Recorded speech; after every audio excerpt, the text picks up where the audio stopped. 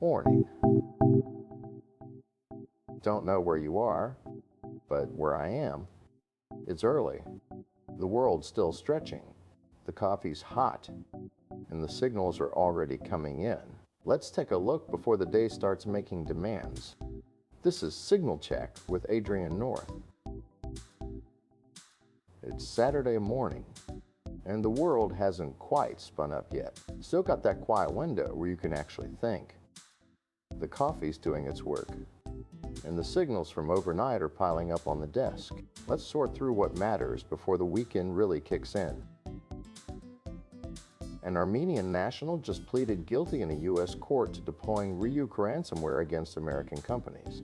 He's 34 years old, faces up to 15 years in prison.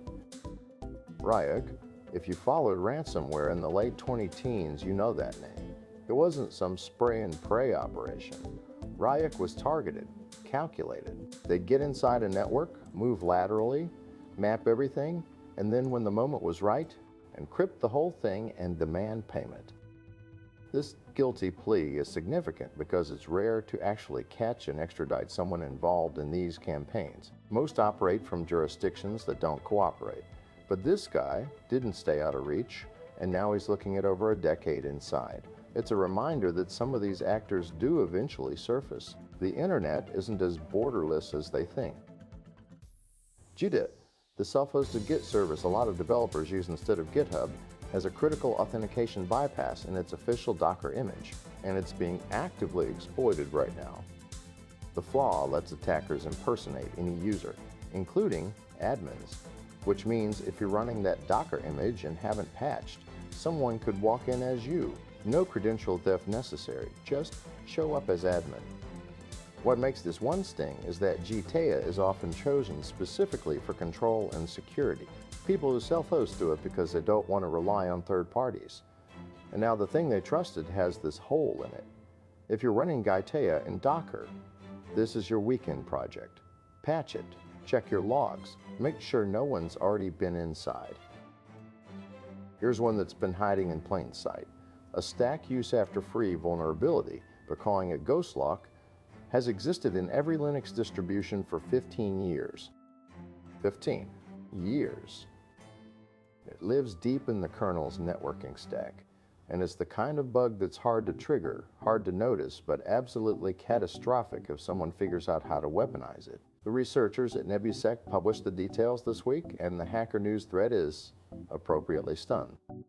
What this tells you is that even the most scrutinized code bases in the world, Linux kernel, billions of devices, still have these ancient flaws lurking. It's not that the developers are careless, it's that software is unimaginably complex, and sometimes the ghosts don't show up until someone knows exactly where to shine the light. Accenture confirmed the data breach after a hacker claimed they'd stolen source code from the company's internal systems. Accenture, one of the biggest consulting and tech services firms on the planet. They work with governments, Fortune 500s, critical infrastructure, and someone got in, grabbed code, and posted about it. The company's response has been measured. They're investigating, they've contained it, no client data was exposed. But here's the thing, source code theft isn't just about intellectual property. It's a map. It shows how your systems work, where the weak points are, what dependencies you rely on. In the wrong hands, that's a blueprint for deeper attacks. Accenture will be fine, they've got resources, but this is a reminder that no one's perimeter is impenetrable. Not anymore. Now for something completely different. Trish Patterson, a 41-year-old ultrarunner, just smashed the women's fastest known time for the UK's Three Peaks Challenge. She covered 425 miles on foot, up and over the highest points in Scotland, England, and Wales.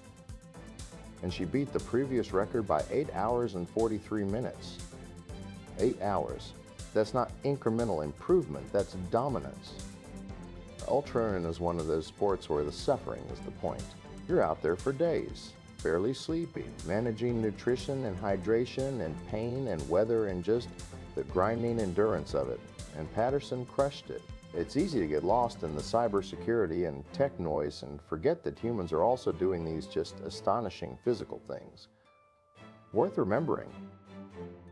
And finally, China just recovered its first reusable rocket, and they did it in a way no one else has tried before. Instead of landing the booster vertically like SpaceX does with Falcon 9, they used a combination of parachutes and a giant net and cradle system to catch it mid-descent. It worked. A Chinese space analyst said, quote, "Clearly, they admired the work that's being done by SpaceX and are trying to replicate it." Which, yes. But they're also iterating, trying new approaches, seeing what works. The reusable rocket race isn't just about SpaceX anymore. China's moving fast. Their space program has gone from playing catch-up to leading in certain areas, and this recovery test is another signal that they're not just copying. They're experimenting, adapting, and pushing forward. The space economy is about to get a lot more crowded. That's signal check for today. Close the tabs, step outside. The day's waiting. We'll talk again next time.